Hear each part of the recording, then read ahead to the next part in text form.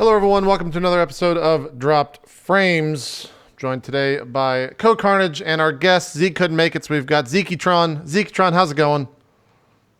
It's going great. Thank you. Yeah, thanks for coming on the show. Congratulations on your debut cast yesterday. It was a fine job. Great skills in H1Z1. I put all other people to shame. I made them jealous, I'm sure, with my gaming abilities. I have over 400 top 10 finishes in H1Z1. It's pretty good. It's pretty good. Oh, I can't do it. I can't do it anymore. I think I'll leave the bra on. Well, we are streaming under the boobies community until it gets banned, so. Are we really? Yeah. Just leave it on and because we 100% qualify. Yeah, right now. because otherwise we just, I maybe like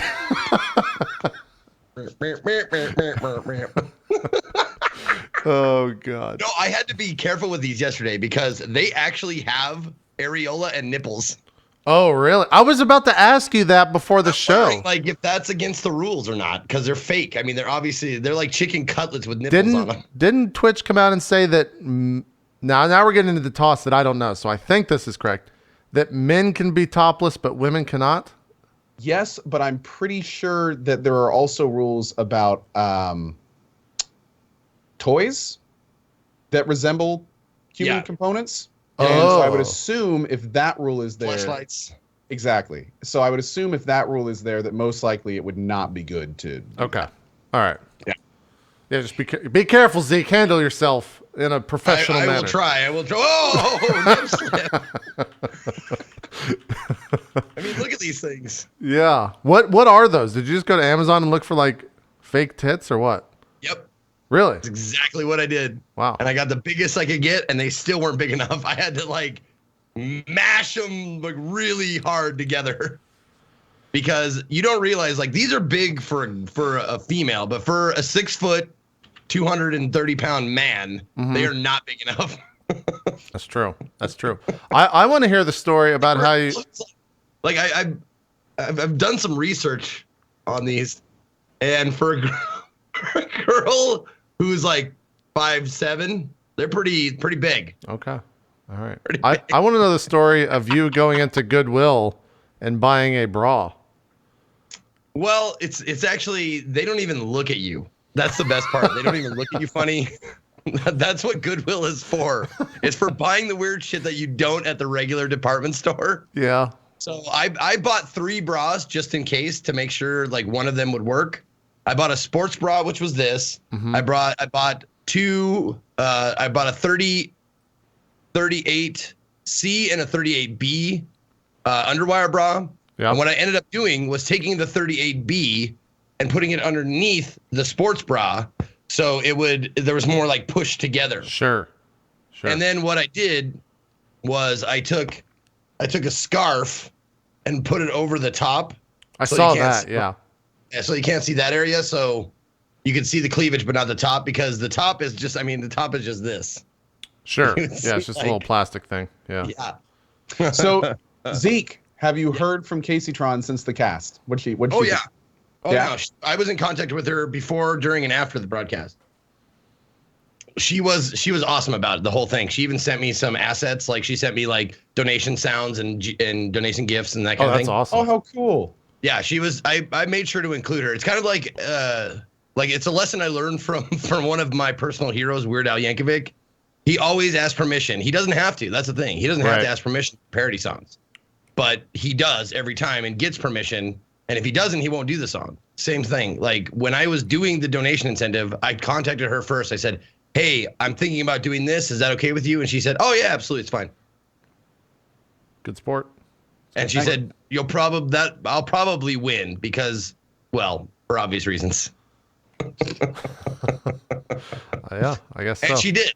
But also there was a weird thing that happened during that. Someone tried to snake the top spot at the very last second. And I decided that I would allow both of them to win. So not only I've done my Casey Tron cosplay, but I still have to do the DJ Wheat cosplay. So I do want to. And that is happening on 420. Okay, that's good timing. That's perfect. I do want to preface that, Zeke, that there's one item that is the God, I'm so hideous. there's one item that is the quintessential DJ Wheat uniform, but they don't make it anymore. So I don't know how you're going to acquire the Jinx Terran jacket, that green jacket that he wears. Dude, it resembles enough like an army jacket that it's fine. I can find something that'll pass. Because I found a striped hoodie at Goodwill that is the actual like photo negative of one she wears. Really? Like it's black with white stripes rather than white with black stripes. Okay, that's good. No one really kicked up a fuss at all. Oh, and this is one of the good parts. I'm taking an autism test. And the reason why I'm doing that is because she actually did that once on her broadcast. Really? Yeah. Jeez. Hold on, I gotta take this bra off. I gotta take my headphones out. Yeah, go ahead. Did you watch any of it yesterday, Co? You were streaming most of the time, but maybe the tail end. I was streaming for most of it, and then I had to do something right after. So I unfortunately I haven't caught a lot of it yet, but I'm looking forward to looking at the VODs. Yeah, it was definitely a thing. I could definitely tell towards the end of it too that Zeke was just getting tired of the character, because it's really hard to be in character for that long. Yeah, and it happened the same way that when I did the CohhCarnage one, I could only go for like, I think I last like 3 hours and 45 minutes or something around there. Same thing for the cast. I think I did like 4. It's just hard to stay in character for that long. And like when you do a play, the plays only last like 2 hours. Right. Like, going 3+ is a fucking stretch. And you're also not in the play. Very few people are on the stage the whole time. Exactly. Like that's in your face. You're 100% in character. I mean, you're doing a cast sometimes that long can be pretty rough. So, yeah, that's pretty wild, man. But honestly, it was a blast. It was a lot of fun. Casey Tron actually was in the chat for a little bit. She hosted me. It was a lot of fun. I had a blast. What was like the community I guess what I'm asking is, what was the negative community response, and also the positive as well? Like, I know your community definitely, obviously loved it, because I saw a ton of people tweeting constantly, like, "Hey, he's live, come check this out," blah blah, just tweeting a ton of people. But what was like the negative side effects of it, if there was any? There wasn't actually a whole lot. There actually, and here's the funny thing: there were people that came into my stream that didn't know me or her or what was going on. And they started like arguing at me like this was real. Nice. And I had to stay in character and tell them off like as best I would think Casey Tron would. Beautiful. But they were like, "You are a confused and sad individual," and blah blah blah. I was like, dude. It's like at the end of the week there's gonna be a Kotaku article. It's like the worst streamers of Twitch. Twitch.tv/Ezekiel III, a terrible human. Just like a completely scathing article. Exactly. Like I could see how someone could come in and be like, "Are you making fun of trans people?" Sure, yeah. Because that is not fucking funny. But also, like, I will say, no. if those people that came in there arguing found you to be believable, then I think you did a great fucking job in that. You could take it as a pride of. Or a point of pride, because they believed it. They thought that you were just this. This was actually you. Yeah. So, well, I could see it. I could totally see it because, man, coming up with some of the like trying to emulate somebody else is difficult. But when you're emulating someone who is possibly emulating something else, right? Sure. Like a character of a character. Yeah. It's a rough. Character of a caricature. Yeah, it's rough, man. It's rough. And and I totally opened up my chat the whole time for memes and for like the ASCII stuff, like the Ned Flanders with boobs. Mm-hmm.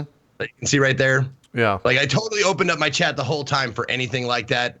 And I gotta tell you, man, it gets tough. Like even though you know it's coming, it's like trying to prepare for a punch in the face. You know it's coming, you know it's gonna hurt, and then you get punched and you're like, wow, that hurt a lot more than I was expecting. Sure. Yeah. And that was kind of like dealing with some of the chat. And man, and I direct messaged her, I said, I don't know how you do it, man. You are way stronger than I give you credit for. Yeah, definitely. Without a doubt. I think your chat was your chat was somewhat tame starting out, but towards the end of the stream, it was just copy pasta nonsense where you couldn't even read anything. Oh, for sure. Yeah. Yeah, it became just garbled nonsense. Out of curiosity, did you get any pushback from your regulars? Like, Nope. was there anyone that just didn't get the joke? No, not my regulars. Just the people who didn't know what was going on. As far as I know, like Casey's actual chat was chatting in her channel, like while this was going on, while they were hosting me. I didn't actually pop over there to see what was going on, but I had people come over and tell me like, oh, they're loving it over there and da da da. Cool. Yeah, it was a lot of fun, and but it was like after I took off the shit, I was just wiped, like emotionally, mentally wiped. Right. Yeah. But they threw a lot of good shots at me with their bits and all that kind of stuff. And I took and I really, really tried to not make it a joke. Yeah. Like make it actually like there's a difference between a parody and someone who's shit talking, you know? Yeah. Like Saturday Night Live is a parody, but people on Twitter shit talk. I understand that. That makes sense. Like that kind of stuff. And it's like an homage kind of. But I took all of the sound effects, the tip alert and the sub alerts and all that kind of stuff. So whenever anybody subbed during that day, it was that whole like religious like, thank you for joining the Church of Casey-tron. It was beautiful. It's beautiful. I had a blast. And I got to give huge props to my mods for helping me out because they actually made some of the GIFs with my face, like Casey-tron GIFs, but with my face instead of hers them. So they helped me out with that and overlays and splash screens. Cause I even had like a splash screen just like hers that said Zeke-tron waiting room. And it said like, it's a Zeke-tron respect, dignity, gameplay, like that kind of stuff. They like my mods made that shit for me and that was awesome. Yeah. Huh. And then last question, did you get any pushback from Twitch? None. Were staff watching? There were admins in the channel. For a lot of it. Cool. There were admins and staff, a few of them popping in, and a couple of them were actually Casey subs. Yeah. Well, and I mean, if you like in that situation, Casey-tron's already on Twitch, so obviously that's okay. And then Zeke has been very public about the permission thing, so sure. Yeah. Yeah, I didn't think there would. I was just curious. No, some of the funnier moments were when like my scarf would get like pulled up and you could see like the top of the cutlet. It was just terrible. And I shaved my chest and I didn't need to. Yeah, it covered up everything. Yep. Is that itching like a motherfucker yet? Not yet. It will. It will. You gotta lotion it up, man. Yeah. You gotta lotion it up.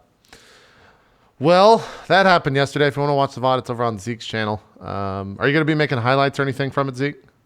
Oh, yeah. We're uploading them to YouTube as we speak. I think we've got one over there already. Cool.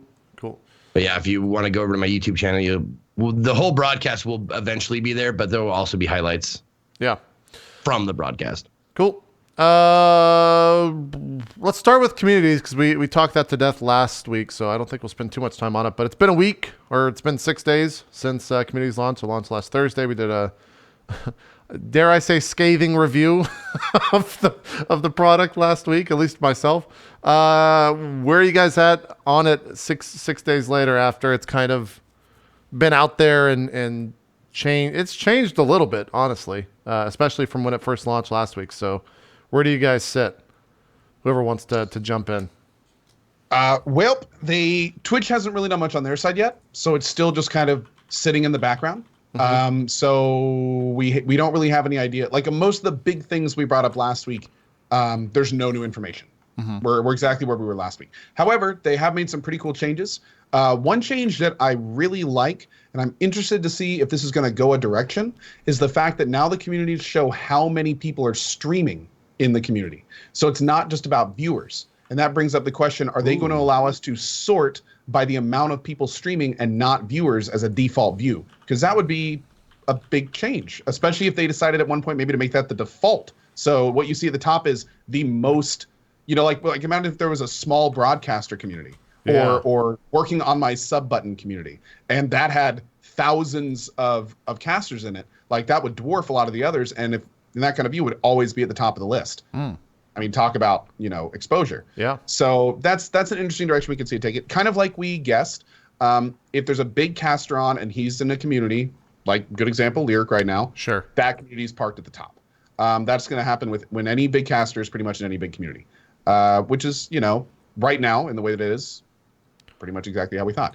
But yeah, kind of to circle it back around, hasn't been a lot of motion on Twitch's side yet. So right now it's just a beta feature. It is kind of cool. There's definitely like a few communities that are now coalescing. Like the speedrunning community is really taking off. Variety streaming is another big one. Competitive Overwatch has been kind of interesting. They're kind of sticking to their community. They're banning people that aren't streaming it. Overwatch, that is, like, there's some people that are doing some pretty cool things on it. So overall, I mean, it's just kind of rolling along.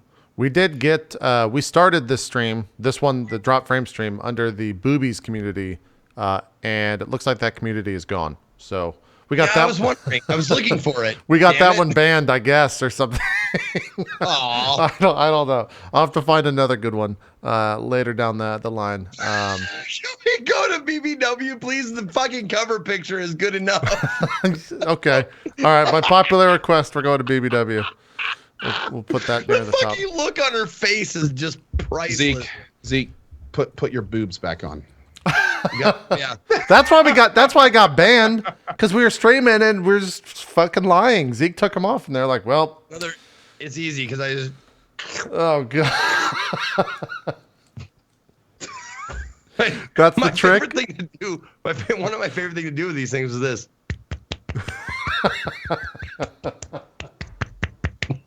That might be bannable. You might be able to get me banned by doing that. I don't know. Maybe not. It's a pretty unique sound. That's pretty unique sound. Once I heard it through the microphone, I was like, this is great. This is too good. Zeke, your thoughts on the community stuffs? I don't know, man. I don't think it's gonna be that big of a deal. There are only certain changes that have been made in the past 5 years that have really, really affected streaming as a whole. And there's I want to say there's 5 or 6 of them that really, really changed the game. Like Amazon doing Prime subs, the sub button, period. I mean, if I give me enough time, I could probably come up with 5 or 6 of them. But Twitch Prime, stuff like that. Yeah.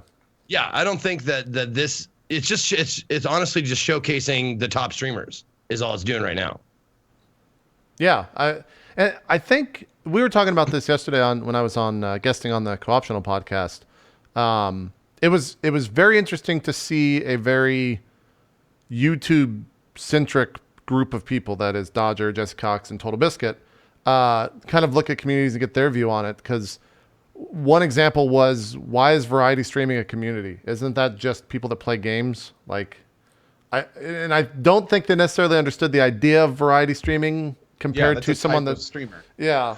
Compared to a solo streamer, but I also got their point at the same time, because people that don't know that come to Twitch and probably are a little confused by it. And the other thing is, and they were guilty of this. Total Biscuit said he was totally guilty for obvious reasons of promoting his brand, but I don't necessarily agree with a broadcaster doing a community for their community. I think communities should be like genres, even though they're named communities. Because I feel like otherwise it's exactly what Zeke just said. It's promoting it's promoting that broadcaster who gets good viewerships and always going to be a top spot in that specific community that they created for themselves, if that makes sense. But yeah, that's not to say I'm condemning people that do that stuff. I would rather see it be genre specific, because then the idea of discoverability would be there, rather than it's just, these are the top streams already, and here's another extension to find them. I mean, if you booted out everyone who was not Lyric and Cats only, it would still take the top spot most days. Mm-hmm. Yeah. I will say, though, it also kind of depends on how the caster uses it and what they're doing with it. So, one of the things that I run a coalition community, so that's what I stream to. But one of the things I do is I tell people like, hey, stream to this community if you want to find other people in the group. It's a general community of people that aren't dropping homophobic and racial slurs. Feel free to cast to this if you want to. If you're looking for other people in our community, you can find them in here potentially. So, I mean, you can use it kind of as a networking tool a little bit. And also that gives then exposure when you get off. A lot of times you can just be like, hey, if let's bomb the community, and then it's just like, go find a new stream to watch in there. Sure. But then again, I mean, of course anyone can join it, so they may hate me, they may hate the channel, may hate the community, and they can still right. But even then, that they're still a smaller streamer, and just because they don't like me doesn't mean they shouldn't succeed. So it's but at the same time, if you don't do anything, it's just like Zeke said, it's just kind of there. Yeah. Well, I'd like to actually, what's the point of it? So I'd like to actually ask the chat and see like how many people out there who are regular watchers of Twitch and use the community page to find things they like rather than the game page or their follow page. Like, who is there anybody out there who uses their community page as their #1 page to search for streams to watch? I'll answer while they're answering. I've tried, but it comes up being the fact that everything that's there for the most part in terms of to be fair, I haven't been going deep into some of the communities, but everything that's kind of front facing when you click on communities is stuff that I'm either already following or stuff that I could see just by going to top channels. Chat is overwhelmingly no. I didn't think that was going to be like such an overwhelming no. Yeah. I had a few in my chat say yes, but most 98% is no. Okay. Yeah, that's pretty overwhelming. Follow page. The other thing too, I hope they change, and I think it's maybe one of the most annoying things. A perfect example is Blizzard was doing Heroes of the Storm, and I tweeted about this. Heroes of the Storm tournament like Sunday or something. So it was Blizz Heroes streaming to the game, Heroes of the Storm streaming to the community, Heroes of the Storm. And it's kind of like, why? Like, gotta be honest, I think they should remove all game communities. They should remove all game communities and all dashes. Dashes shouldn't be there. Yeah, but no, there's absolutely no reason to have a community around an existing game directory. Yeah. There's just no point. The only difference at that point is that you have a person not associated with Twitch potentially culling out people they don't like. Yeah. That's one of those things that I think they should start moderating out of the community system. Yeah, I agree. The other thing that I will say, I've been surprised. I haven't really seen any abuse of moderation yet of any communities. It's only been a week, granted, so that's not too much time for drama to stir up yet. But also, I don't think there are any communities that are really big enough for it to be an issue. Sure. Like if there's any, if there's a bunch of moderation drama going on in at a community that has a few hundred people, then no one's going to really hear about it in most cases. Yeah. And in that case, I mean, what do? You just find another community. Sure. That's a lot bigger.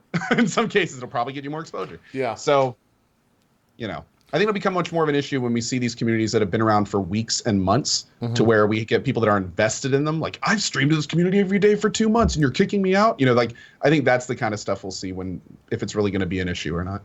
Yeah, I would agree. One of the issues that me and Adam Coble have been talking a lot about for roleplay stuff, and I've talked with a couple of the other RPG streams, is there's about, last count, which is 2 or 3 days ago, there's about 17 different variety or versions of tabletop streaming. And it kind of seems like every different community is owned by a different tabletop stream. So they're all trying to make that one the de facto one. And I think someone got snagged just tabletop, just the one word tabletop, which seems like it's going to be the preferred one for a lot of the streams.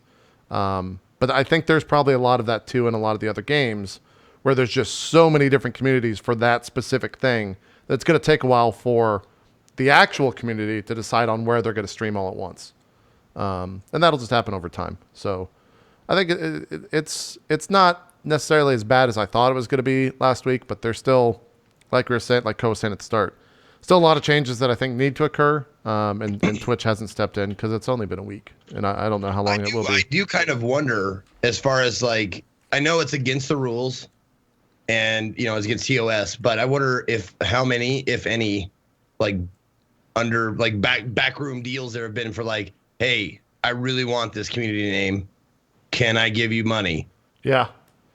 To have that. I wonder if that's happened yet. I mean, when there's Twitter handles like For Honor Game instead of For Honor, I mean, they'll just, I have a feeling that no one, especially with a system like this, there's no money value in titles of communities. I doubt there ever will be, because you can always just add a word on the left or right, or dashes, or make it an acronym, you know. So I mean, communities would have to be front paged on Twitch, and new viewers would have to be getting funneled into them. Like there would have to be an actual impact of communities, which right now there's not. It's a little feature, and you have to click twice to get to in most cases. Yeah. It's nothing right now. It's just a side thing. But if they make it like a main event kind of deal, then, which is the direction they could take it, we don't know yet. That would be interesting. That was one of the things. We can certainly start seeing stuff like that. That was one of the things that I was very curious about when I went to the front page yesterday. The front page of Twitch is awful. Like, it is not representative of any. It has the featured games, which is limited to, what is that, 12 games. And then it goes to top live channels, 6 of those. Top PS4 channels, with the top viewers being like 711, 271. And then it ends. Like, there's not much on the front page before you really click browse. Like, they need to, they got to work on that. I'm really surprised we don't have customizable homepages yet. Yeah. So where when you make an account, you can choose, I want to showcase my front page of the top streamers from this game, or this stream team, or this community. Yeah. Or, you know, like it's been static like this for what, years now, right? It's been a very long time. Yeah. It's been a very long time. Yeah. Yeah. And like communities is not accessed from there. Follows is not accessed from there. Discover is not accessed from there. Like none of that. Which I was kind of blown away by, because again, and maybe this is why I don't go to the front page ever. The only reason I went there is because I was trying to find communities, and the only place that you can is in the left sidebar, unless you just go to Twitch. I go to the front page to click on my following tab. Yeah, exactly. So yeah, I don't know. That's communities. We'll see we'll keep an eye on it. We probably won't do a segment on it every week unless some crazy stuff starts occurring. But that's just address changes as they happen. Yeah. That's probably, and I think we said somewhat similar words last week, but that's the one thing I want to see is how quickly do they start changing this stuff? Like, what is a good amount of time to get accurate data on something to incur a change? Because I don't know. I don't know what that answer is, and I'd really want to know for Twitch, what that answer is. If it's a week, if it's a month, if it's 6 months, if it's a year. Like, I think if we're sitting here 6 months down the line and they haven't touched communities, that they just don't care at that point, or they don't know what to do with it at that point. Well, that brings up interesting questions about features in general. Like, take the playlist function. Mm-hmm. Like, they spent potentially hundreds of hours not only coding, but then getting feedback and reworking this playlist system that not only do a lot of people, like some people use it, but it's not only is it not really mainstream, but I mean, you can just rebroadcast your live content and show up in live stuff. So it's like, why would anyone use playlists over that? And that's why a lot of people rebroadcast these days. Right. And it's kind of, that's another thing about communities, because it's a really cool idea and they could go all sorts of directions with it, but is it going to become like playlists and friends lists where it gets an update every now and then, but clearly they're focusing on other things? Or is it going to be like a feature? Like, are we going to see a beginning to end A to Z development cycle where it finishes as something really cool and integrated? We're going to have to see. Yeah. Zeke, any final thoughts on it before we move on to the next topic? If I'm honest, I think communities will be just like Cohh was saying, like playlists and friends lists and stuff like that. It'll be like, oh, that's neat, and then I'll never use it. And I seriously doubt like a whole bunch of people will use it. I think the only times I've looked at it in the past week and a day, is when I'm on the show. Yeah. Okay. Like, that's it. Sure. Yeah. I'm really curious about that's the last thing I'll say.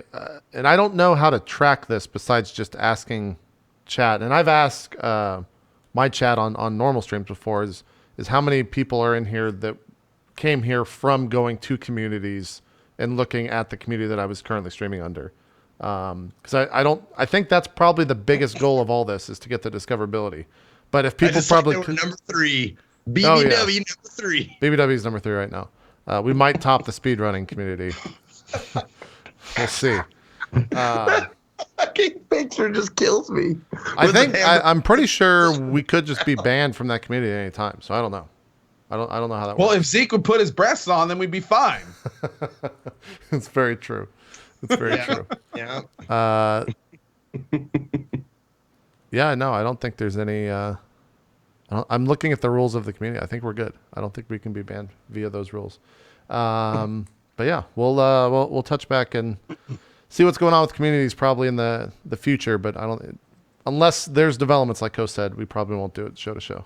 Unless there's some pretty funny communities that pop up. That's probably one of my favorite things to do, actually, is every morning pop over to communities and just scan to see like what's a big community that's getting a lot of viewership that just is kind of crazy. Big Dongs was one of them. That no longer exists. There was, what was the other one? Was there a fuck community? No, you can't use curse words in it. I forgot. There was another community that I was just kind of like, well, that shouldn't exist. Then later that day it got banned. So it is being moderated, which is good. I mean, Boobies got removed like 5 minutes into this show. So they're definitely moderating some of them once they pop up. But that's communities. Let's move on to another big news topic, which doesn't have a direct, well, I wouldn't say a direct relationship with the Twitch world, but it does have a direct relationship with the content creation world. And that is this whole PewDiePie thing occurring right now. I love that you call him PewDiePie. Is it it's PewDiePie? I always fuck up words to put them in my own. I think it's PewDiePie because it's like cutie pie. Yeah, it's PewDiePie. Oh. I guess. It's fine. I'll mispronounce it a billion ways, just like Patreon, whatever. But yeah. So this all happened, I think it started happening on Monday. For those that aren't aware, Disney, the owner of Maker, which is the current MCM that I'm with, they are with a ton of YouTubers, some of the biggest in the world, especially PewDiePie, but no longer because they have severed ties with him after some of the comments in a bunch of his past videos basically forced them to remove him. And then also he got removed, his YouTube Red show got cut, and he is no longer getting, premium ads. He lost his YouTube revenue? Well, no, he lost his YouTube Red show. Did I say revenue? I think I missed words. No. I misheard you. That was my fault. Okay. I'm sorry. Yeah, but they also removed his premium ads on YouTube. So he's only getting like, and I don't know what that means. Premium ads is something that I don't understand what that actually is, but he is on, I think, normal ads, like everyone else. So I understand the Disney thing completely, but what is YouTube saying about, because I mean, can't you pretty much do anything on YouTube? Apparently not. Because he got a lot of it removed. I don't know the specifics. I'll try to find him here in a bit. Because I didn't want to dive too much into the specifics because I don't think that's necessarily what we'll talk about on the show. But I think what's interesting, at least what I pulled from this, is the idea that content creators still answer to someone even though we have no boss. And that is the content platform that we work on. Everybody serves somebody. Yeah. And I think that's something that is like being, for me, that is like an alarm going off across all of this is like, at the end of the day, if you do something that your content platform does not like, they do not have to work with you at all and can just kick you off of it. So don't fuck up because in PewDiePie's case, he'll probably be okay. He'll probably be able to lick his wounds and move on. If this was a content creator of my size or even a little bit larger or even a little bit smaller, it would be devastating. It would be real fucking terrible. And so I thought that was like super interesting and a conversation worth having. The fact that, your platform matters and it matters what you say on that platform because at the end of the day, they decide whether you stay on it or not, whether you like it or not. That's just kind of how it is. So yeah, feel free to jump in, say your comments on it, whether it's on that or whether it's on the actual point of drama with him being removed and all that stuff. Well, I think it's important to mention that jokes are jokes, and that anything I'm about to say doesn't have anything to say about that. I don't think that not making the joke is the right thing to do and everything. But here's something important to think about. A YouTube creator does not have subscribers in most cases. You can subscribe to their channel, but that's not their main source of income. Their main source of income is YouTube. So they are working for a company in that sense. It's different for Twitch streamers, which I think is why we could probably take a lot more liberties, since people may like your joke and sub because you're making jokes like that. So it's a different environment. But in PewDiePie's case, he's representing major companies. He's one of the biggest content creators out there. It is totally understandable if any of these people that are really big and really care about their reputation, in some cases spend billions to protect it, don't want to put their name on that kind of comedy. It's their money. It's totally understandable. Like, I don't see any issue with that at all. It was Pewdie's decision to make that kind of joke. The company said, we don't like this kind of humor, and we're not going to pay you for it. Done. Now, Pewdie could probably go to Twitch and run some streams for a few months, and people that are like, oh, we love you, we want to give you money, I'm going to pay for that, and give them money, and that's cool, and great. It'd probably be like those Nade Shot streams, where it's just subs nonstop for 3,000 subs in 2 hours. Exactly. It'd probably be like that. And then he's beholden to the people that are appreciating his content, and it's like, boom, that connection's made, and he can do whatever he wants and make all the bad jokes he wants, whatever, he's fine. But in this case, like Disney dropping him, surprise, you made a bunch of jokes that people think are anti-Semitic. What did you think was going to happen? Do you think they like it when you pay people in Africa to hold up a sign that says kill all Jews? What did you think was going to happen? Yeah, but I don't know. The point is, and this is important to mention, this is not a free speech thing. This is not a you shouldn't make those kind of jokes things. He can do whatever the hell he wants to. It's the people paying him to make that content. It's their decision to do what they want with that money. So, yeah. Anyway. Yeah.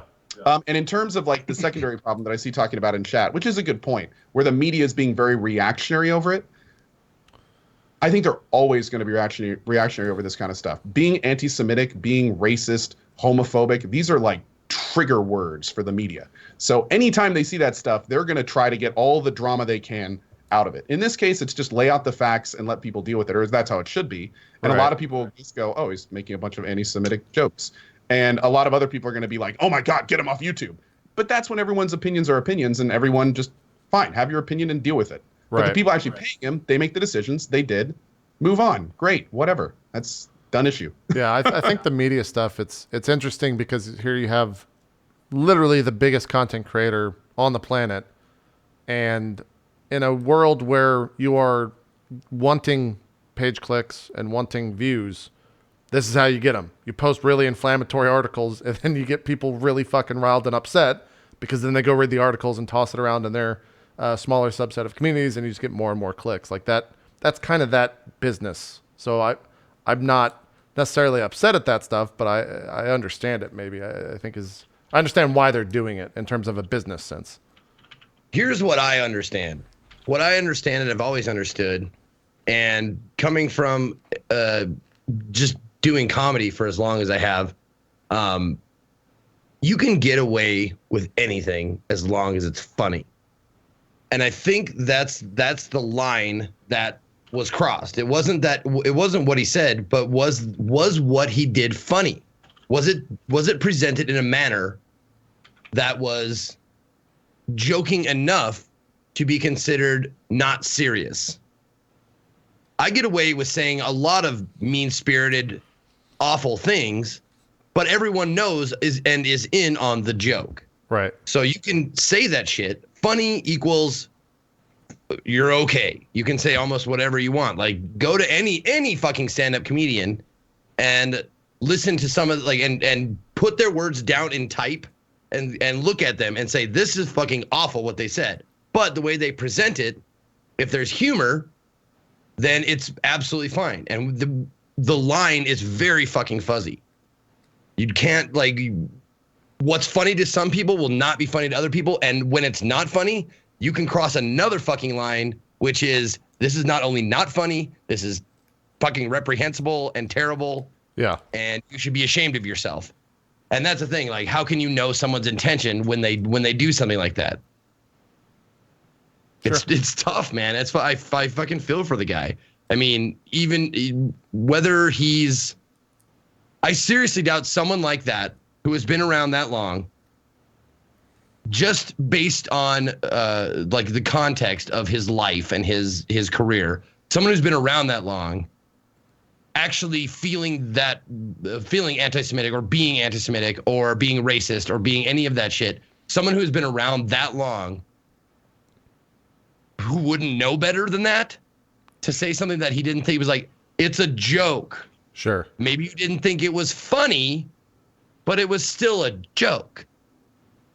And that's the thing. Like, where's the? I mean, who gets to say that is not that's only not funny, but it's fucking offensive and it's terrible and you're fired? Disney. The people who give you the money. The people with the money. End of story. They Yeah. The content creators that receive money from companies like that are beholden 100% to the people giving them the money. It's not like a rights issue or a is it funny or not issue. It's just like, what do they want? Oh, they don't want that? Cool. Yeah. And people are. Now, I will say this. Use the term free speech. Yeah.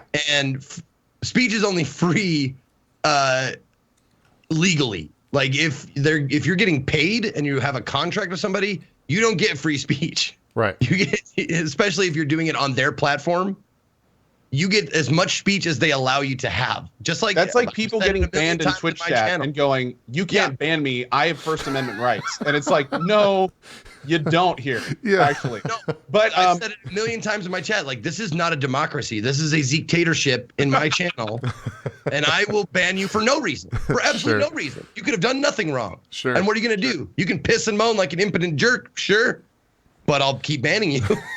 Right. well, I will say there's one thing about this situation that is pretty odd. And this is coming from all, surface level. And it's weird that he wasn't warned about this first. It's weird that there was like a single joke that seems to be a breaking point. It's very strange that they didn't contact him from, like, I'm sure they have issues with videos in the past. Like, has there been a dialogue behind the scenes? Has he been warned about this? Has he been warned multiple times and kept doing it? Like, there's all these questions. If they just out of nowhere were like, you're done, that's the last joke ever, he could easily be like, why didn't you tell me you didn't want that? I'm like, you're paying me potentially millions of dollars here. Why didn't we have a discussion? Like, there has to be more going on behind the scenes that I don't know if maybe the news has covered this, but I haven't seen it anywhere. But yeah, anyway, it's that seems weird. That seems weird, and it seems shady. Yeah. It's really weird. And the other weird thing is a lot of the videos that are cited in there are from like months back. So it like, what happened that it became an issue now? I don't know. Unless maybe there was a video that like broke the camel's back. Some of the outlets have been reporting that there's like other stuff going on that this is, and like chat is actually saying right now, like it was a very reactionary thing to other news outlets doing other things. And then it was kind of snowballed into what it is now. I honestly, like, this is a lot more complicated than I thought it was. Like, there's apparently a lot more going on than just Pewdie being anti-Semitic. Like, there's apparently many stories that are kind of running in parallel right now. And also, as someone pointed out in chat a minute ago, now people on Twitter are yelling about the fact that it looks like one of the maker creators was meaning to cut down the amount of broadcasters they had. So this just may have been an excuse to cut a big guy. So it's like, who knows what's going on at this point? Like, it's all, and who knows what's true and what's fake. Oh God, it can all be fake news. Fake news. Oh God. I've been rewatching House of Cards. I rewatched like the entire 4 seasons of House of Cards over a few days. Sure. And it really opens your eyes to, like, there are things that happen and the reasons seem obvious. But like you were saying, there might be a different reason, and they were just like, well, obviously this is the reason why we're letting him go, not because we don't want to pay him anymore, Right. because, he's not making us enough money. It's because he said these things. I mean, it could very well be like that. It's just, it could be a fucking mess. Yeah. Zeke, by the way, have you watched The West Wing before? Oh, I love The West Wing. Okay. Yeah, I'm in season 5 of The West Wing, so I was going to suggest you should watch that if you haven't. But yeah, if you've seen it before, then you're good. But it's same way over there. Like that. That show's fantastic. Who's the producer of that? I can't remember. I love his Sorkin? writing style. Yeah, Sorkin? Aaron Sorkin. Yeah. I love his writing style and how they talk to each other so Boom, so boom, intelligently and boom, boom, quickly. Well, yeah, it's like conversations that actually don't happen but should. That's what it is. Dude, it's been years since I was just like I had the wind taken out of my sails the second I realized I had just watched the last episode. Yeah, like I'm getting when it close, got man. on Netflix and it does that now showing next thing. It's like, oh, there's not enough. Oh no! Like, wait, why is it not showing the next episode? I'm getting very close. Yeah, 2 more seasons. That's It's like my saying go to sleep goodbye show. to a group of old friends. Yeah, yep. Yeah, I don't know what I'm gonna watch after that, so we'll see. But yeah, it seems like this PewDiePie story is still leading the headlines for a lot of different places. So we'll see what occurs from that. And if it's first you're hearing of it, there's obviously far better places that are much more researched on the topic. So go watch that stuff if you want to know more about the it. Polygon article. Yeah, Yep. I think H3H3 did a video that a lot of people are saying is really good too. So I suggest to go watch that. I think it became such a big story and so like talked about or sensationalized is because this is our guy. This is our biggest name guy in the gaming community. Like this is our dude, not a game creator, but a content creator. Right. That is probably the richest among us. And so we get really like invested in that one way or the other. Like you say like he's a fucking terrible example or like he's our hero because he did this and he makes all this money and da da da. Right. Yeah, he's the golden goose in the sense of every year it gets reported how much he makes, and then everyone's just kind of like, damn, you can actually make that much money doing that. And I mean, he's been on late night talk shows here in the U.S. He's definitely a big deal. So it's a pretty big story. Outside of South Park did an episode about it. Yeah. Outside of our community, even it's a pretty big story. So, and he was in it. Yeah. I'll keep my eyes on that stuff, as I'm sure many will as well. Just rounding out some other news. If you guys have stuff, feel free to jump in. Resident Evil 7 has already recouped its development cost, so that's good. Maybe they'll make more of that. Did anyone check out the DLC for that? Because they put out DLC on the PS4.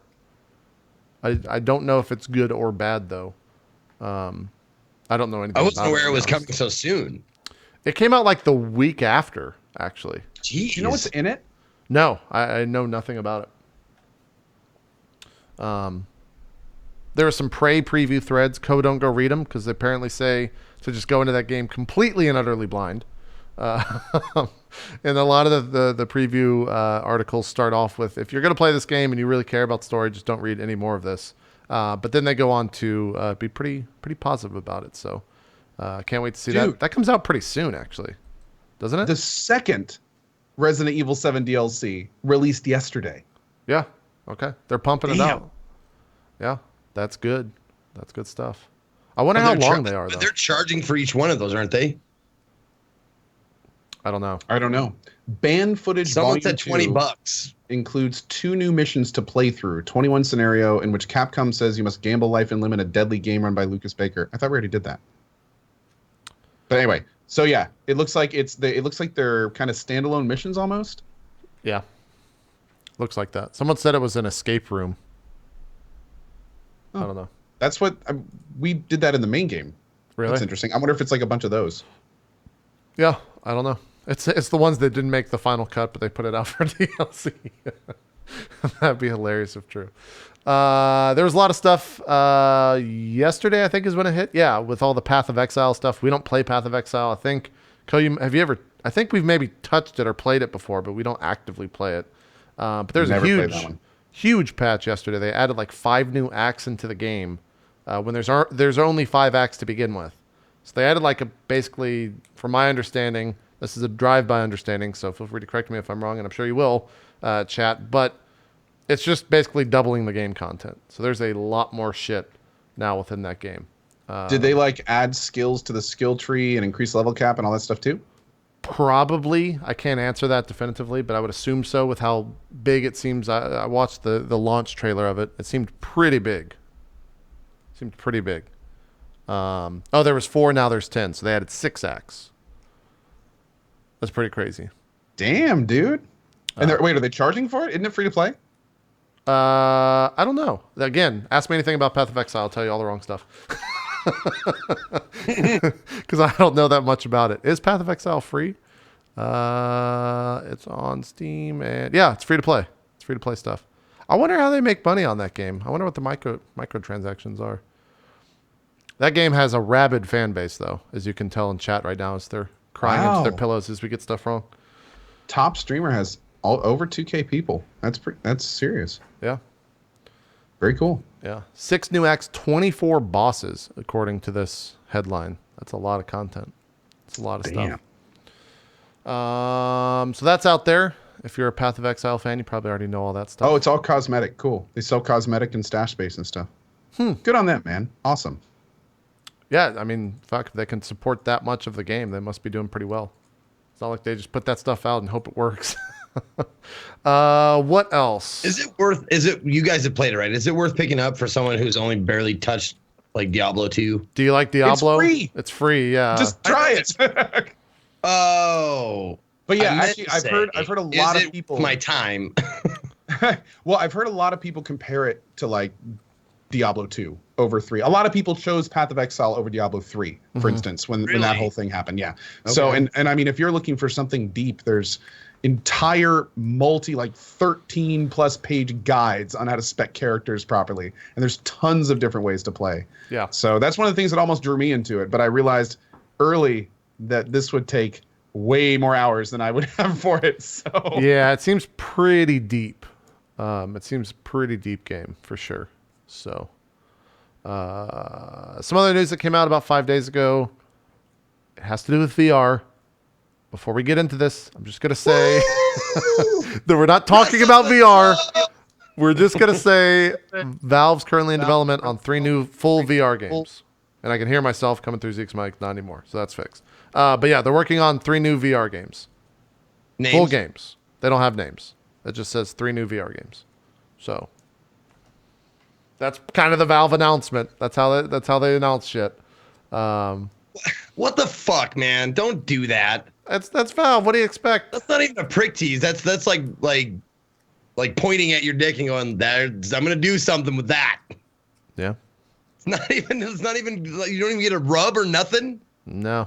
You get no name Look, at all. when you're game, know that one of them is Half-Life VR. Yeah, it kind of has to be, right? Like people would be pissed. And it's gonna suck, VR, and I'm gonna love it. Oh God, I hope Half-Life comes out on VR and it's just terrible. I know, right? It so bad. It's just a shooting gallery. It's like you go through the episode 1 levels, and it's just a shooting gallery against head crabs. That's the entire thing. Yeah, it's like fucking like Hogan's Heroes. Like you get like guys pop up like, don't shoot. Oh!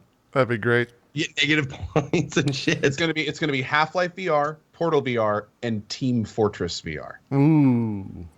It's the VR box. Portal VR. Now that I might just get a boner if they fucking fully announce that, because that would be fucking stellar. Be great. I wonder when we'll actually hear about that. But the thing that I'm always so skeptical about is when they do a trilogy. There's so many fucking times in movies and games when the third one just sucks. You just like you get to the end of it and you hear that fucking Price is Right horn. Burp, burp, burp, burp, like, fuck! I love the first 2 and this one sucked. Yep. I just don't want Portal or Half-Life to be that. I mean, I want Half-Life to be that because that's religious. I just want everyone to just, I want it to be so bad. But Portal, however, I want Portal to be really, really good. And I want it to be on VR. And I want it to not make me motion sick. Yeah, I think those guys, I feel like Valve would probably nail that stuff more so than, this sounds really condescending, but if Resident Evil can do what Resident Evil did with VR, Valve can probably fucking make liquid gold with whatever they want to do in VR. So we'll see, man. Yeah. I mean, Resident Evil 7 had a lot of very forward-looking features. So I hope that all VR experiences moving forward are that good. Yeah. That would definitely help in bringing VR much more mainstream. Oh, without a doubt. Then they just got to fix the whole price thing. Yeah. And then we'll talk. Yeah. I mean, imagine if it was bundled in when you buy like a Vive or something like that. If those games were bundled in, that'd be crazy. Be a great selling point for that whole platform. Being able to offer 100+ hours of quality entertainment for picking up a VR headset would be huge, especially when titles start coming out that are VR only. But anyway, we are starting to talk about VR. Let's move on. Yep, dude, this happened yesterday on the co-optional. I brought up Resident Evil 7 VR because Jesse had played it, and then I realized like 20 minutes later, like we're still talking about VR. How did this happen once again? No matter where I go, I can't get away from it. Onward. Yeah, onward. Do you have any plans to do any VR in the future, JP? No, I don't have anything. I don't have anything set up. And I'm moving in 2 weeks, and I don't have a specific room for VR unless I put it in one of the bedrooms. But there's going to be 2 beds there. That's what I'm saying. Get the PSVR. You don't have to walk around. I have get it. up. It's right there on the shelf. Then fucking play Resident Evil 7. Play it. No. I think it's up to like $400 now at this point. Please play it for me. Enough. For me. It's not enough. For me, buddy. Look, Come on, we got buddy. 8 Get months. ice cream after. We got 8 months till October. All right, I'm just gonna keep making that money go up, and then eventually maybe. What are we at, Co? I think it was me and you both said 100, and then we had a guest on who would match. Was the guest Max? What? I think it was Max. Max said he would match, Okay. and then so that's 300. At this part, you might as well just start like a GoFundMe or something and put it like 10K. Just get it out. Just get it out of the way. It'll probably get funded pretty quick, I would reckon. Other small news bits. Hot Wheels is coming to Rocket League. That seems like a smart fit. I'm still amazed that Rocket League is like pushing content as much as they fucking do. It's incredible. That is an amazing success story. If you haven't watched the Danny O'Dwyer no clip documentary on Rocket League, do go watch it. It's really good. Really good to watch that. Here's some stuff from your neck of the woods. CD Projekt's market value continues to grow. It's now worth over $1.6 billion. It's a lot of money. What I like to hear, man. Yeah. I don't think they'll ever sell, too. I think they'll just continue doing their own shit, especially with their platform. They have no reason to. They're at the top of their game, man. Yeah. They're at the top of their game. I would agree. What else? Oh, the Legend of Zelda. Okay, you do your O because I've done a lot of stuff. Okay, this is super under the radar, but there may be some Cyberpunk stuff at E3 this year. Oh. Like a video or something? Like I have no idea. Okay. But if they even at this point, like there has been a blackout on Cyberpunk. There's not been any information released for a long time of any type of substance. So at this point, anything at this point would open the gates. We just need to put a foot in the door to start getting info out of CD Projekt Red, and hopefully that'll start the C3. But we'll see. Yeah. There's really nothing else they could do. Is the speculation like they could do more stuff about Gwent and like new sides in Gwent, but they're kind of running out of things to promote. Yeah, so. They're kind of the Witcher 3 or the Witcher world is starting to kind of dim on content, and maybe they're going to start ramping up in the Cyberpunk world. That brings up, you brought up E3. I think it was last week. I'm not sure the actual date, but E3 for the first time ever is selling public passes. You can go to E3 as a normal person now, which after last year's apparently sparse attendance from everyone, people seem to be kind of okay with that. I just wonder how packed it's going to be. Zeke, you don't seem too into it, but I think that's because you like having the... No, it's because I go to a ton of cons. Yeah. And E3 was the only one where I was like, I can get anywhere. I can move around very quickly. I don't have to, like do this through an entire crowd of people to get to where I'm going and that kind of stuff. And not because I'm like, no plebs allowed. I like that. No, it was because it was sparse and because I could move around and like on the floor and shit. Someone in the chat said the price point doesn't say everyone. I wonder how much they are. Let's see here. Update. The 1,000 tickets available for 150 have sold out, leaving only tickets at the $250 standard price available. That is very expensive. Damn, that is very expensive. There's an allotment of 15,000 tickets available to consumers. Okay. I'm sorry, I missed that. What was the price? $150 for the base tickets or something is sold out. 1,000 of those have already sold. The rest of the tickets are $250. How much does it go to PAX? We say this, and I don't know if they're going to know because we've never paid. Yeah, I mean, that's about as expensive as it is for PAX. It's comparable. So. Okay. I've never bought a PAX ticket, so I don't know. I don't know how much it is. I think that's probably the same. He laughs from his pile of money. You've never bought one? What do you the two of you have never bought a PAX ticket. Entitlement. I am JP. I I'm muting them for a second because they've never bought one either. Yet I'm the asshole here getting shit on. I don't understand. They're being unmuted now. It's easy. It's easy to make fun of you for this because you put it in such a matter of fact way. Oh, okay. Coh and I would put it in a different way, as in like. Well, you're like brace the audience, like guys. I've been lucky enough to never. I just fucking don't care. Exactly. We capitulate more. Sure. Whereas you're like, I've never had to pay for a PAX, ever. Yeah. And it's not boasting. It's fact. It's actual fact. I just don't know the price of one. That's what I'm getting across. It's just like it just sounds like I would if I don't get free tickets, I just won't go. That's accurate. That's actually accurate. I can confirm I would say something like that. Yeah. I know. Yeah. No, that's the reason why I didn't go to PAX South, because I wasn't going to be working. Well, it's not because you didn't get a ticket. It's just you weren't going to be working. No. Yeah. Apparently PAX is $75 according to what someone just said in chat. So for all access, it was 75. PAX South was 75 for all access. 250 is a lot, man. I really wonder if that'll work out for them. We'll see. I think it will. I think it'll be just fine, because E3 is one of those places that fans are aware that this is way more corporate and more like exchanging business cards and handshakey stuff that's going on, rather than like fun. It's like, hey, what do? Oh, you're with name of company? Well, come check out my shit. Yeah. Maybe we can work together.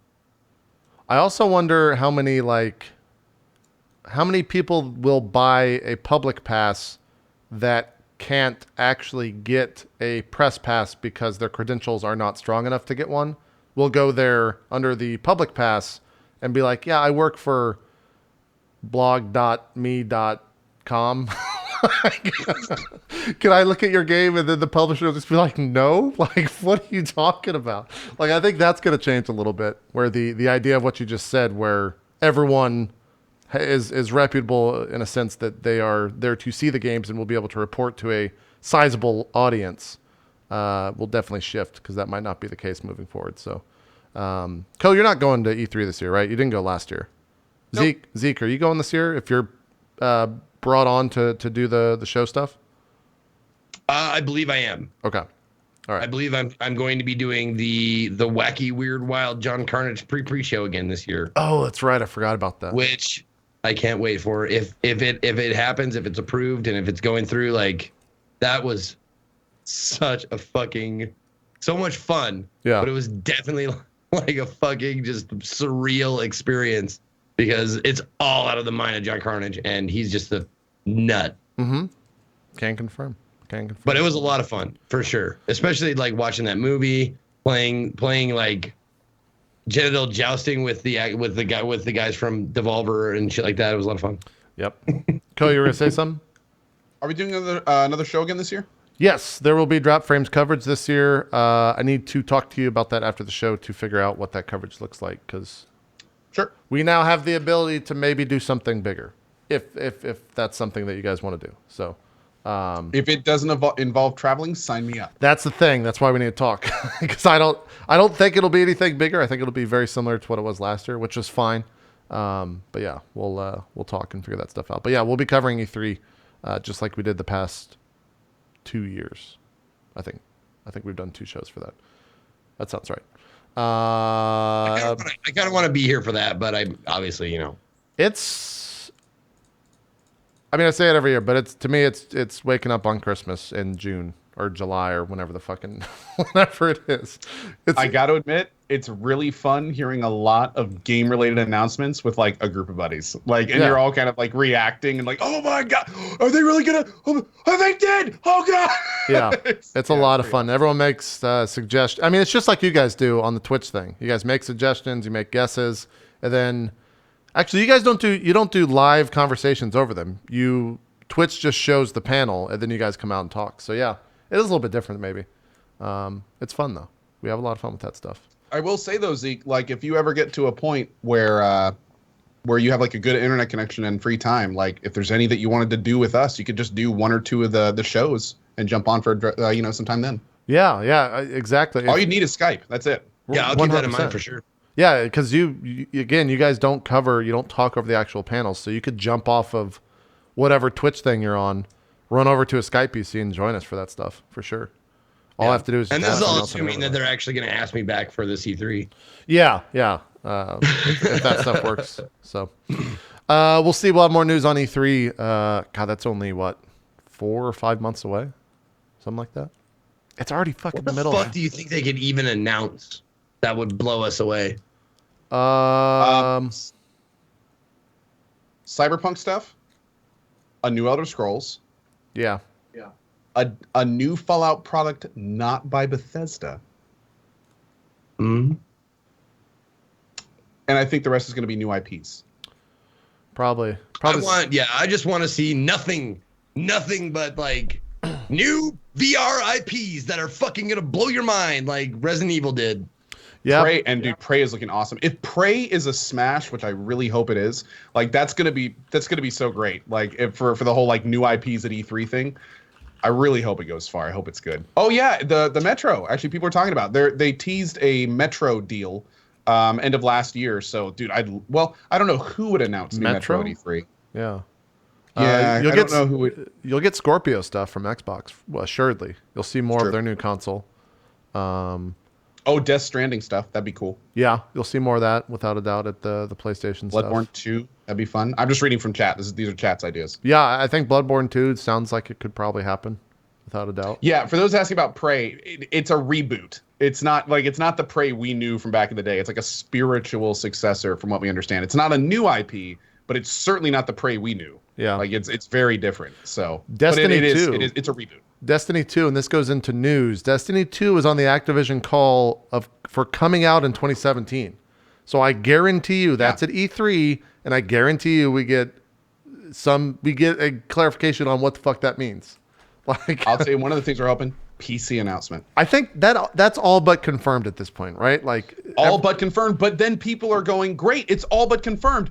Why isn't it confirmed?" Yeah. Like that's the thing. It's like if it's all but confirmed, why don't they just say it's confirmed? Like what's the holdup? That's why people are worried. That game would be pretty big on Twitch and just in general if it was on PC. I wonder what would happen to Warframe 2 at that point. Like, do you think Warframe could still I mean, it's on consoles, and I think it does pretty well there already because it's free to play. So I guess they could coexist. Yeah, it'll always have a place. Even if it may get hit, but it will always have a place as a very decently made free to play game, especially one that is still very supported by their community. I don't play Warframe, freaking love that community. They are dedicated. The devs cater to them. They listen to them and do what the community wants. I wish I liked Warframe more. There's a lot. I wish I liked that, and I wish I liked Path of Exile more because those games seem like so well carried by the dev team and also by the community. They would be a lot of fun to jump into. A lot of people are saying that the Star Wars stuff. I bet you see a lot of Star Wars games at E3 this year, especially that one from. They're all from EA, but the one that has Amy Hennig and Jade Raymond all working on it. That we saw like the 5 seconds of that guy walking out from the cantina last year. I want to see more of that because that looks fucking great, whatever it is. You want to do something kind of wild? What is your opinion on this, JP? I was playing with Professor Broman today, some For Honor, and it just kind of dawned on me, like the For Honor combat system in the Star Wars universe. Who was it? Maybe it was Zeke, or we were playing with Zeke, and someone said something similar too. I forgot who thinking said about that. like lightsabers and That'd like be force cool. powers and shit like that. That could be kind of fun. Yeah. Like, not gonna lie, that could be kind of cool. Like the whole directional combat system and combos and all sorts of, like not saying it would be a carbon copy of For Honor, but just that style of combat, much more intensive than just spamming buttons at each other. I think that regardless of if I like it or not, I think that what For Honor has done with their game, you're going to see a lot of people take that idea and run with it in terms of the second-to-second gameplay of that. Because they basically took a fighting game and made it not look like a fighting game at all and got people interested in playing that on a large scale. Sacro's been talking about it. Awesome. Maybe that's who it was. Yeah, Sacro. Yeah. That would be fantastic. Oh yeah, absolutely fantastic. That'd be cool. But yeah, we'll do a full E3 preview stuff like that when we get closer to that date. Are we all going to PAX East, by the way? I'm not going. I think it's Okay. just you. Man, we're gonna the PAX is this year. Like I was the only guy at South. Zeke will be the only guy at East. I'm not probably gonna go to Prime. It's the year of drop frames. Yeah, yeah. Well, Remember that one year when we did drop frames at every PAX? it's been every year prior to this. Yeah, This is the first year it's not like that, pretty much. We did what? I think we've done 7 live shows of drop frames. I think more if you count the time we flew out to the Twitch HQ. Yeah. Yeah. Maybe 8. Crazy. That's a lot. That's pretty crazy. That's a lot of fun. I think we should do it again sometime. We should. Probably TwitchCon, because I don't think I'm Well, going we to better. Prime. Well, can we do it? Why don't we just do it at PAX East? Because after that show, it'll be like we're really close to 100, I mean, I'm not going to we're- PAX East. and then we're done. Co's You could definitely do a one-man drop frames experience. Co's definitely not going to drop frames because he's having a kid, and I'm not going to drop frames because I'm not going to do a live show move. You're not gonna and then go a to PAX, week. you mean. Oh yeah. Sorry, and then a week later go to fucking Boston. That does not sound like fun. See, I'm kind of liking this idea. The Ezekiel the Third drop frame viewer experience, and you could put on a one-man show, and you could emulate me and JP and do like the dude. whole. He would have already had I to mean, submit you the saw panel what too. happened when people from Seinfeld tried to make their own shows. None of them worked. It would be a fucking shit fest if I tried to make my own show. Like, an offshoot of Drop Frames called Zeke Frames. Come on and watch, and everybody be like, "Where the fuck is Co and JP?" Zeke, I This is watched. stupid. I'm leaving. I'm very apprehensive at the idea of a one-man panel, kind of like you are. I watched Adam Coble do Office Hours, his show, in a one-man panel form at PAX South. I was blown away that he actually carried that entire fucking thing by himself, because I could not do that at all. I'd last for about 5 minutes and then just be done. I couldn't do it. So it can be done, but I don't think I'm the person. I don't know if Zeke's necessarily the person from what he just said either. It depends on the topic of conversation. Okay. Like if we were talking about Transformers the movie 1984 version, I could probably go 3 hours on that. A lot. Yeah. Okay. All right. You should do that panel then. I'd watch that panel. Like, what panels are you doing at PAX? Well, I'm only doing one panel. Who's up there with you? Oh, nobody. What's it about? One movie. Okay. From the 80s. What are you going to be doing? Oh, just quoting the movie and saying how much I love it. That'd be great. You'd have the audience. It'd be a sing along. You could just do all the songs from Transformers the movie. There you go. Sing along audience. Yeah, I'm not going to PAX East. So that's about 30 days from now, 25 days from now, right? March 10th, Yep. I think is the date of that. Cool. Other bit of news, The Legend of Zelda is getting its first DLC ever with the Breath of the Wild expansion pass. It's one DLC coming out this summer and then another one around winter next year. Man, that Nintendo system is putting all their fucking eggs in that Zelda basket. They have to. I mean, you have to. Like, I'm getting more and more. Work. If it turns out to be half as decent as it looks, it's going to work. Exactly. I'm getting really excited. There's some Game Informer footage that came out this week. Preview footage. They're, I think, the only ones outside of like Nintendo to play it, and they came out very positive about the whole thing. But you got to take that, I guess, with the idea that they're probably fanboys to begin with. But who isn't a fan of Zelda? If you're a person that enjoys games at this point, it looks great. I cannot wait to play that in 2 weeks' time, which kind of blows my mind that the Switch and Zelda is out in 2 weeks' time.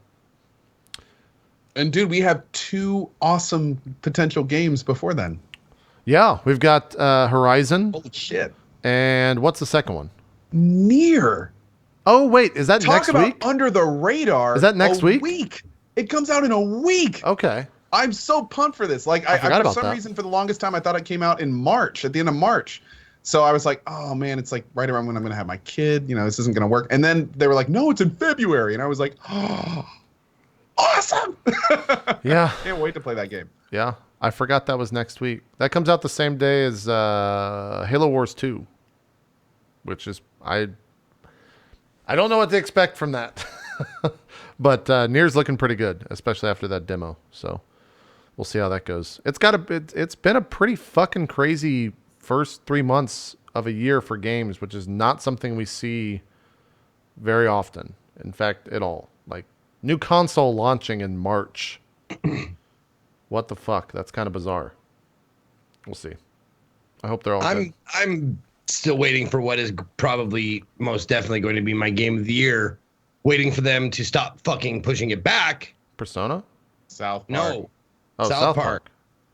Didn't that get pushed to... They keep pushing it back. God damn it. Wasn't I want this game so badly. Wasn't the headline, it got pushed back to the new fiscal year?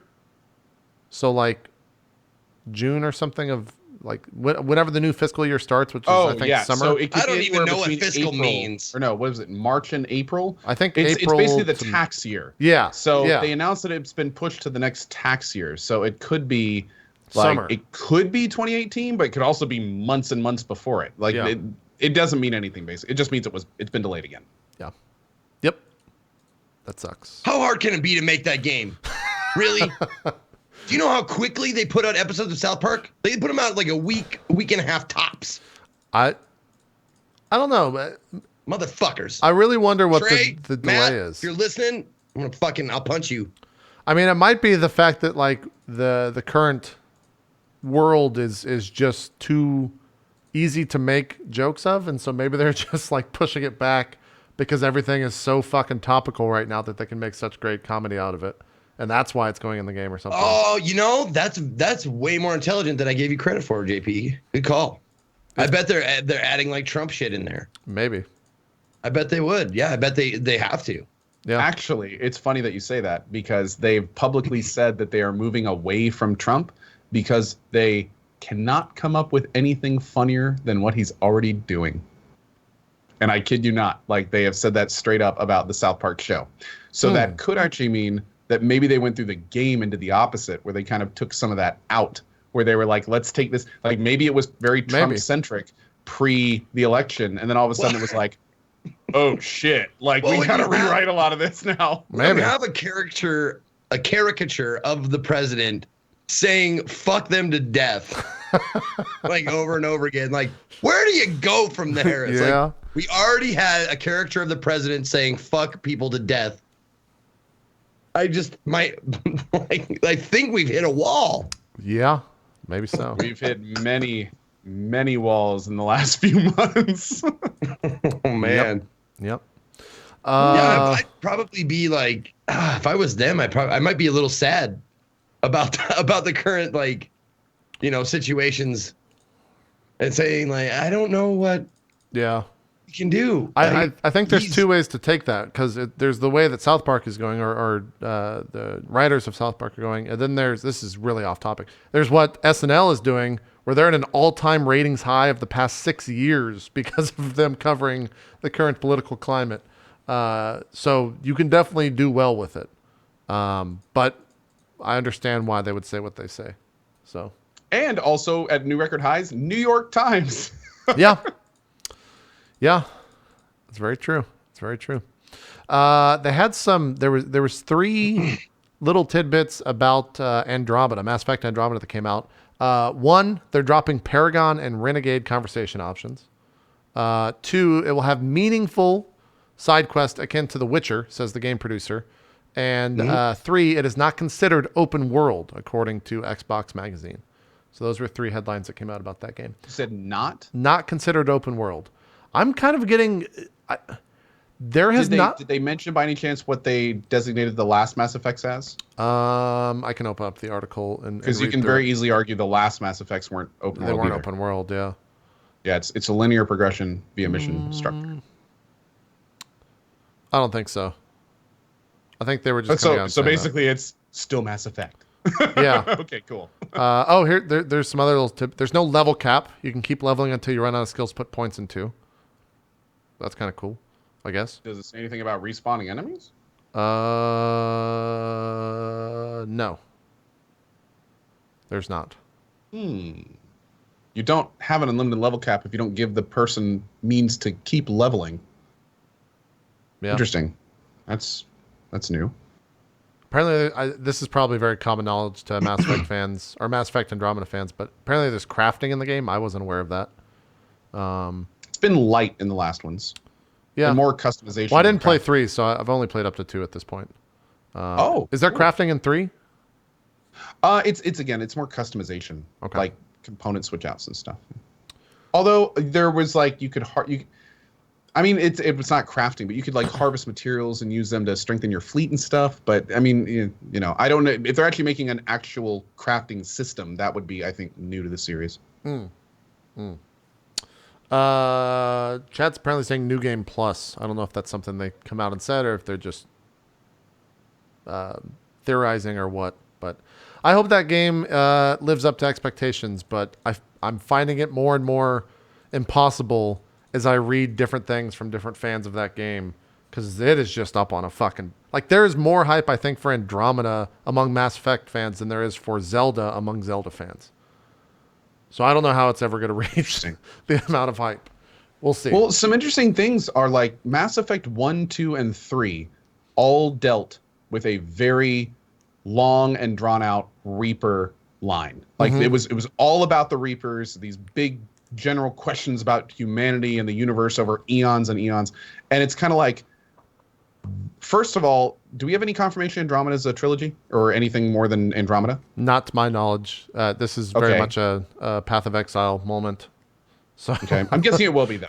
Yeah, I would assume so. Of course. Yeah. But that being said, like, I'm curious what new story arc they're going to do that could possibly dwarf an ancient evil spanning eons that are controlling the universe. You know, like, to think you kind of want it to go next step, right? You want it to be bigger and better and more impressive. So it's like, how are you going to beat the Reapers? How do you go bigger than that? Are they going to bring the Reapers back? Yeah. Like, the more I think about it, the more I'm like, they're really like, that's a tough thing to dwarf.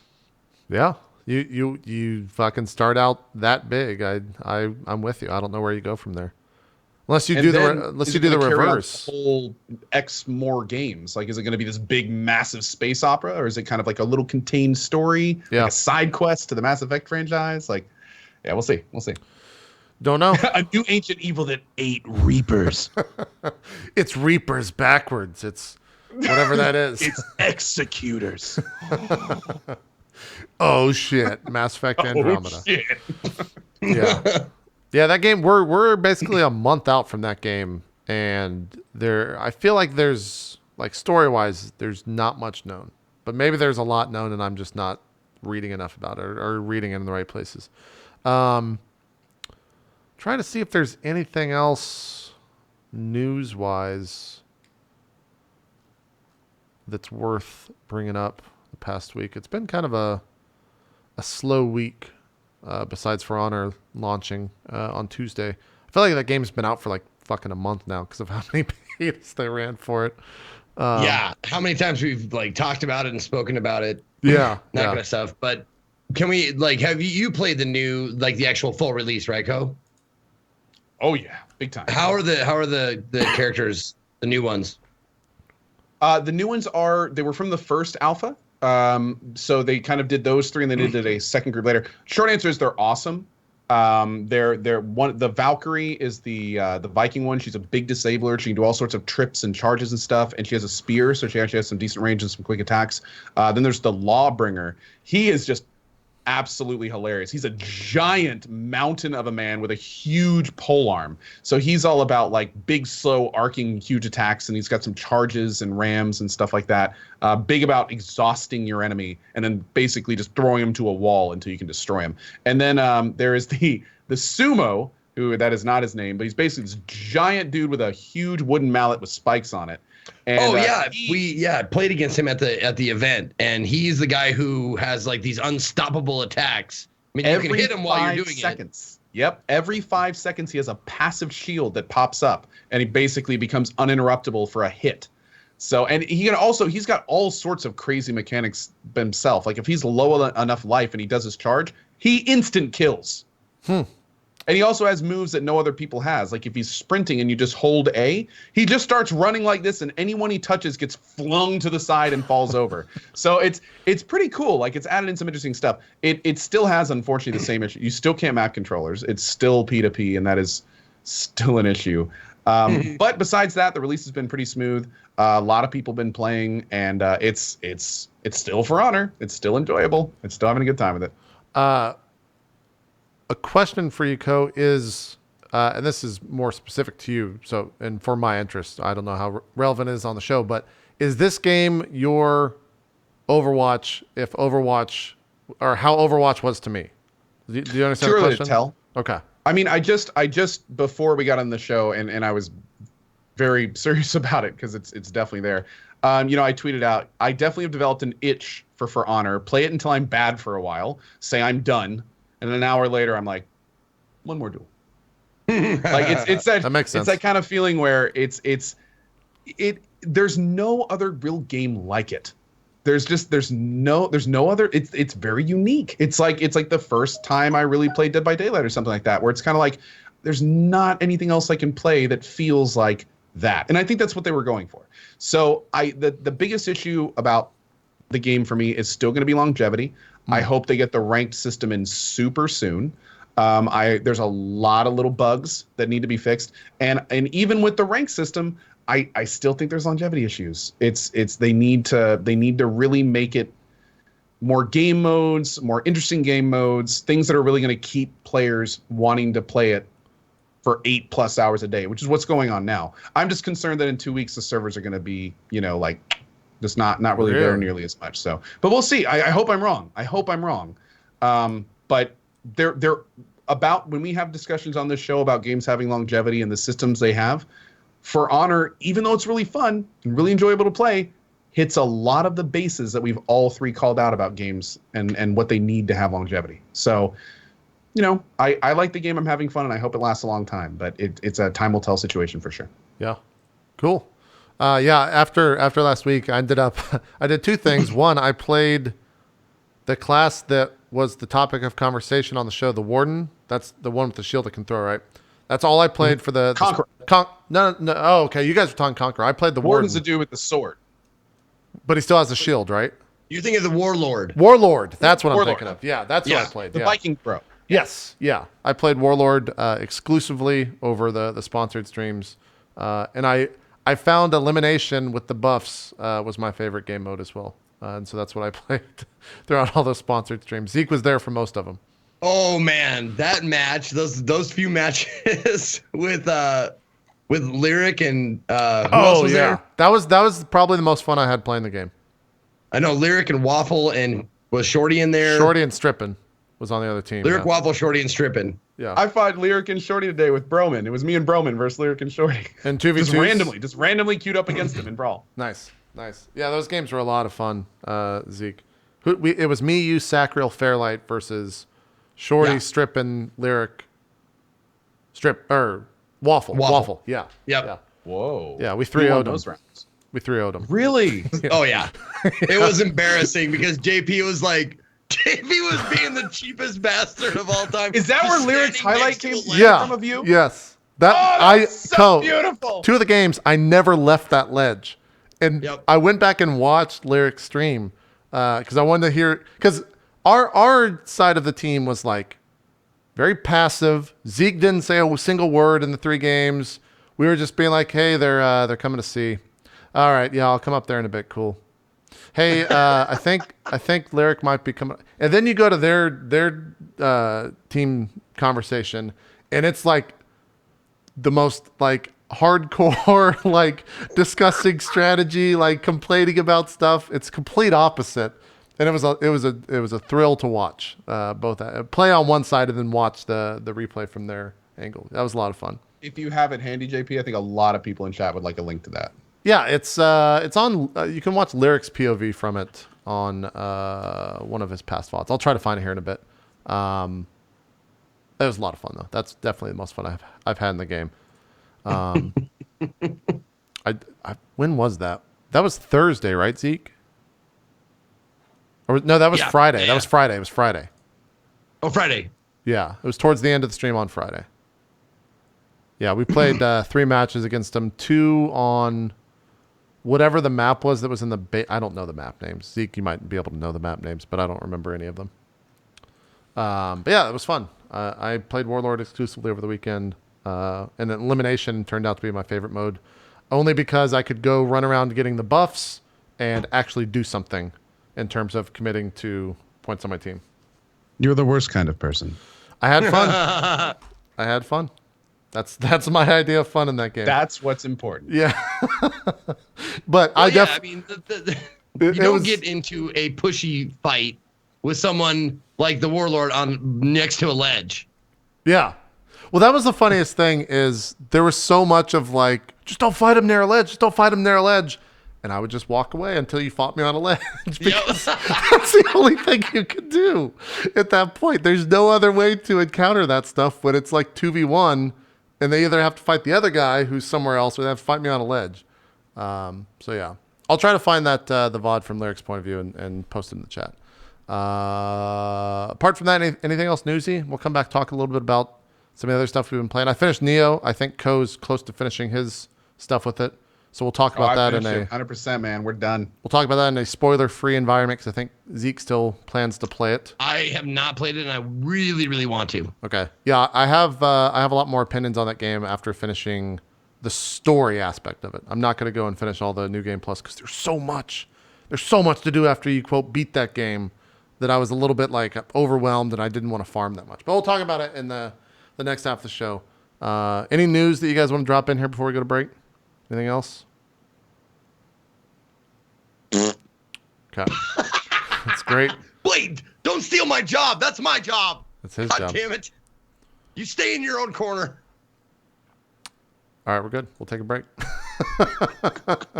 We'll come back after this and talk more about Neo and whatever else. Might be a short second half, but we'll be back regardless. I can't go any lower. Go quick. Here, I'll drop you. We'll do this. There you go. Now you're out of here. Bye-bye. Zeke, don't do it. God damn it. I'm on a show with infants.